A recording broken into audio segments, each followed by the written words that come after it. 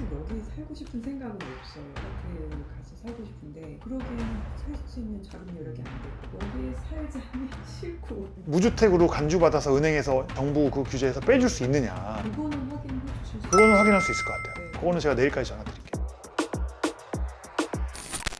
시험장님, 저희가 대출 관련해서 궁금한 게 있어요. 저희들이 이제 대부분 근린생활시설 또는 주택을 짓는 건축주들을 제가 많이 상대를 하잖아요. 그렇다 보니까 그 중에 건축하는 주택이 수익형으로 많이 사용이 되는, 그러니까 임대를 하는 경우가 많아요. 자기가 거주하는 것보다. 물론 일부는 거주도 하지요. 그런데 이렇게 임대를 하는 경우에 건축주들이 뭘 이제 궁금해 하시냐면, 최근 정부에서 다주택자에 대한 대출 규제를 굉장히 강화를 했잖아요. 그러다 보니까 다가구 또는 다세대 주택을 건축을 하게 되면 다른 아파트를 매입하고 싶어도 그때 대출 규제로 인해서 자금 조달이 어려워지니 이 아파트 구입에 방해가 되는 거 아니냐, 그러면서 임대사업자나 건설임대사업자를 등록하면 어떻게 되느냐, 이런 걸 굉장히 많이 궁금해 하시거든요. 뭐 인터넷상에도 이런 얘기는 많이 안 나오기 때문에 지점장님께서 직접 말씀해 주시면. 민간 임대주택에 관한 특별법에 따라서 임대주택 10년 네, 이상 맞아요. 장기로 하는 경우에 2018년 9월 13일까지는 네. 취득을 하거나 구입하거나 건설을 해도 네. 주택 보유수에서 제외됐습니다. 네. 그러나 2018년 9월 14일 이후부터는 현재 주택수에 포함을 해서 산정됩니다. 임대사업자를 등록하거나 또 저희 이제 건설임대사업자 같은 경우에는 양도소득세 계산할 때 주택수에서 제외를 시켜주고, 중과세에서도 배제를 시켜주고, 네네. 종합부동산세 계산할 때도 주택수에서 제외를 시켜주고, 재산세도 물론이고, 그렇게 계산을 아예 별도로 하거든요. 정부에서 이렇게 주택을 공급해라 라는 식으로 정책적으로 풀어주고 있는데, 대출에서는 규제를 네. 받는다라고 봐야 됩니까? 주택 구입 대출에서는 네. 대출 규제를 받습니다. 아, 그렇구나. 그러면은 내가 예를 들어서 무주택자인데 현재 다가구 주택을 건축하려는 분이 계세요. 자기는 거기 살지 말고 임대료만 받고 다른 아파트를 내가 사야지라고 계획하시는 분이 계세요. 그럼 이분 같은 경우에는 다른 아파트를 구입할 때는 대출에 제한이 생기겠네요. 현재 못 받습니다. 아, 못 받는구나. 아, 이거는 좀 근데 정부 정책에 좀 문제가 있는 거 아닙니까? 뭐 저희가 네. 왈가왈부할 수 있는 부분은 아니어서 정부에서는 세제를 혜택 줄 테니 주택 공급을 민간에서 많이 하세요라고 지금 정책을 네. 만들었는데, 대출은 달라. 세계에서는 혜택을 주겠지만 대출에서는 혜택 못 줘. 정책이라는 게 뭐 최근에 보면 6억 제한, 생활자금 제한, 기존 주택도 처분 조건이 붙어서 규제 강도가 상당히 높죠.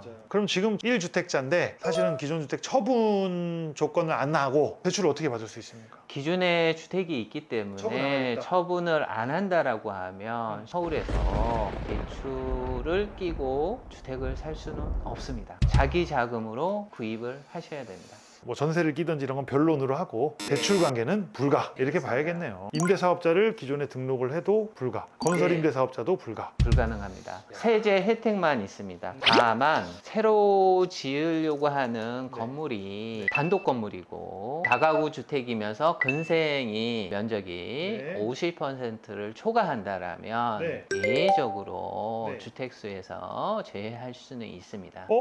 그러면 이거 좀 굉장히 중요한 문제인데, 네. 지금 제가 강서구에 건축하려는 주택에 6층을 지으려고 하는데 그 중에 4개 층은 근린생활시설이고 2개 층은 주택이다. 근생이 많다는 거죠. 그랬을 경우엔 대출이 다른 아파트를 구입할 때는 어떻게 됩니까? 지금 짓는 건물이 주택 부분이 있더라도 단독 건물로서 일반 상가로 적용을 받습니다. 그렇기 때문에 주택수에는 예외적으로 포함이 안 됩니다. 그럼 아파트 대출을 받을 수 있습니까? 가능합니다.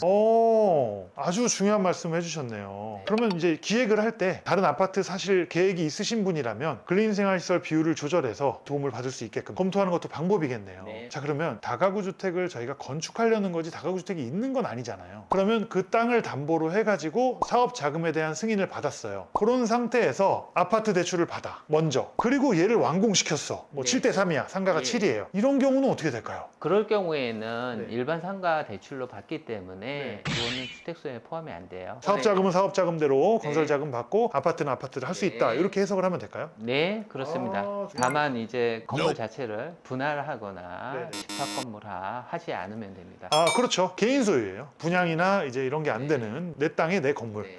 중요한 거는 그 건물의 용도 분류라고 하는데요. 네. 단독 건물 같은 경우에는 근생시설이 전체 건물 면적에서 50%를 초과하면 주택수에는 포함 안 되기 때문에 주택담보대출에는 영향을 전혀 미치지 않습니다. 너무 중요한 솔루션이고요. 대신 그 RTI 규정이나 이런 거는 또 근생 비율대로 또 봐야겠네. 근생은 1.5 RTI니까. 네, 맞습니다. 그래서 그 RTI와 담보력, 임대 수입 이런 거를 전반적으로 고려를 하되 정부 정책의 그 대출 규제와는 예외 적용을 받을 수 있는 부분이 있습니다.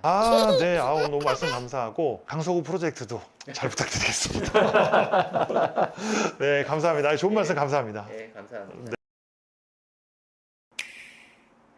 네, 대표님 안녕하세요. 어제 저희 그 상담한 내용 있잖아요. 제가 이제 상담을 그 지점장님이랑 해보니까 저희가 건축하려는 그 건축물의 주택 비율 있잖아요. 다가구로 하면서 주택의 비율을 전체 건물의 연면적에서 2분의 1 미만으로, 그러니까 근린생활시설의 비율이 조금 더 많고 주택의 비율이 적게 하면은 예외적으로 대출 규제 안 받고 아파트를 구입하실 때도 대출을 받을 수 있다. 그렇게도 검토가 됩니다. 그러면 직접 그 강서구에 거주 안 하셔도 다른 아파트 매입할 수 있고 또 전체 임대를 놓을 수가 있고 그렇게 진행하면 가능할 것 같습니다. 그래서 저희 업무 진행하는 거 어떻게 할지 다시 협의하도록 그렇게 하시죠. 네, 고맙습니다. 네, 안녕히 계세요. 네. 잘 되셨나요? 잘 됐죠. 아까 지점장님과 말씀이 아주 도움이 됐죠. 그럼 계약하러 오실 것 같으세요? 아직 모르겠습니다. 한 번 더 만나 뵙고 저희 업무 진행 어떻게 할지 상의하고 진행되는 게 있으면 또 말씀드리도록 할게요. 감사합니다.